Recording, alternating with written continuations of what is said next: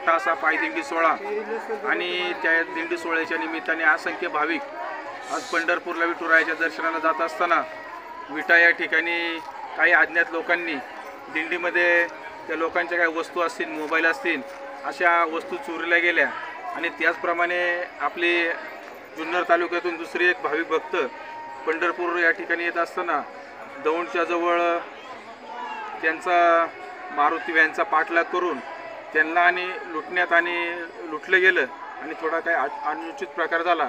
याचा सर्व वारकरी मंडळींच्या वतीने या गोष्टीचा निषेध करत असताना सर्व भाविक भक्तांना, वारकऱ्यांना एक विनंती आहे, सर्वांनी आपली स्वतःची काळजी घ्या आणि बाहेर जात असताना ग्रुपने एकटे कुठे जाऊ नका।